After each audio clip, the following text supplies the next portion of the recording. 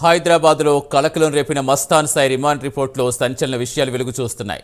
లావణ్యను చంపేందుకు పలుమార్లు మస్తాన్ సాయి ప్రయత్నించాడు. 2022లో తన ఇంట్లో నిర్వహించిన పార్టీలో లావణ్యకు డ్రగ్స్ ఇచ్చి ప్రైవేట్ వీడియోలు తీశాడు. ఈ విషయం తెలియడంతో లావణ్య మస్తాన్ మధ్య విభేదాలు వచ్చాయి. మస్తాన్ ల్యాప్టాప్లోని లావణ్య వీడియోలు డిలీట్ చేశాడు.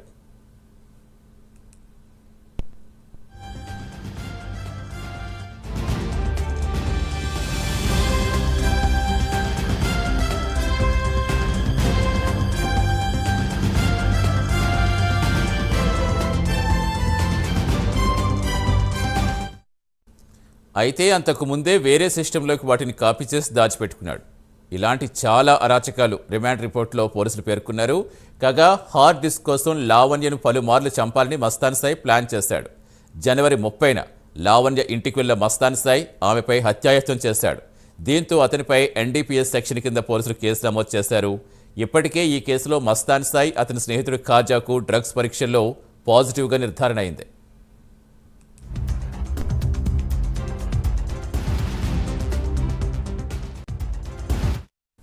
పూర్తి సమాచారం ఇచ్చేందుకు మా కరెస్పాండెంట్ కుమార్ జరుగుతున్న. కుమార్, అసలు రోజుకొక విషయం బయటకు వస్తోంది. ఎప్పటి నుంచో లావణ్య రాస్తారని విషయం పెద్ద హాట్ టాపిక్ అనుకుంటే ఇప్పుడు మస్తాన్ సాయి అంతకు మించినట్టుగా కనిపిస్తోంది. అసలు ఏం జరుగుతోంది, ఇంకా ఏ విషయాలు చెప్తున్నారు అధికారులు?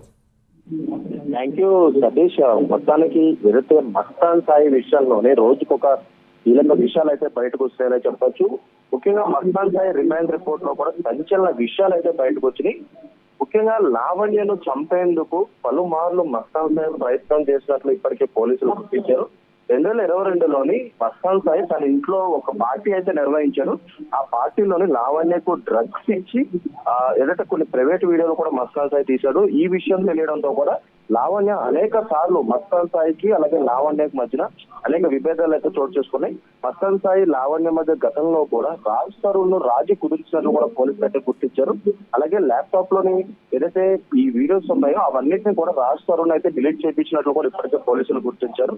ముఖ్యంగా ఈ నోట్ వీడియోలు కావచ్చు, ప్రైవేట్ వీడియోలు కావచ్చు, తన ల్యాప్టాప్ లో ఉన్న సమయంలోనే ఇటు లావణ్యకి మస్తాన్ సాయికి మధ్య జరిగిన విభేదాల నేపథ్యంలో రాజ్ తరుణ్ కూడా ఎంటర్ అయ్యి కూడా ముఖ్యంగా అందులో వీళ్ళిద్దరికి సందు కుదిర్చి ఆ ల్యాప్టాప్ లో ఉన్న వీడియోను కూడా డిలీట్ చేయించాడు. కానీ ఆ ల్యాప్టాప్ లోనే కాకుండా వేరే సిస్టమ్ లో కూడా లావణ్య వీడియోలను మస్తాన్ సాయి అయితే కాపీ చేసి కొద్ది స్పేర్ కింద ఉంచుకున్నాడు. ఈ నేపథ్యంలోనే ఆ హార్డ్ డిస్క్ వీడియోల విషయంలోనే పలుమార్లు వీళ్ళిద్దరికి గొడవలు జరిగాయి. ముఖ్యంగా మొన్న జనవరి 30న లావణ్య ఇంటికి వెళ్లి మరి మస్తాన్ సాయితో పాటు ఖాజా కూడా లావణ్య ఇంటికి వెళ్లి మరి ఆ గొడవ పడినట్లయితే తెలుస్తుంది. ముఖ్యంగా వీళ్ళు అప్పటికే డ్రగ్స్ మొత్తంలో ఉన్నట్లు కూడా లావణ్య అయితే చెప్తుంది. లావణ్య ఫిర్యాదుతో ఏదైతే మస్తాన్ సాయిని అలాగే ఖాజాను కూడా అదుపులోకి తీసుకున్నారు. వీళ్ళిద్దరిని అదుపులోకి తీసుకున్న సమయంలో కూడా మస్తాన్ సాయికి ఖాజాకు కూడా డ్రగ్ టెస్ట్ నిర్వహించారు. ఈ డ్రగ్ టెస్ట్ లో కూడా వీళ్ళిద్దరికి పాజిటివ్ వచ్చింది.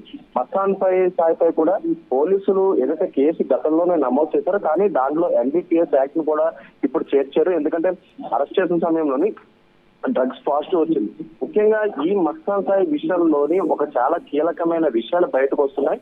ఇప్పటికే లావణ్య ఇచ్చిన కంప్లైంట్ తో పాటు తను ఇచ్చిన హార్డ్ డిస్క్ లోని సుమారు 80కి పైగా వీడియోలు ఉన్నట్లు ఇప్పటికే పోలీసులు గుర్తించిన నేపథ్యంలోని ముఖ్యంగా లావణ్య ఒకదానితోనే కాకుండా అనేక మంది మహిళలతోని ఏదైతే ప్రైవేట్ వీడియోలు, న్యూడ్ వీడియోలు కూడా అందులో హార్డ్ డిస్క్ లో సేవ్ చేసుకున్నాడు. ఈ నేపథ్యంలోనే పోలీసులకి మొదటగా లావణ్య ఒక హార్డ్ డిస్క్ అయితే అందజేసింది.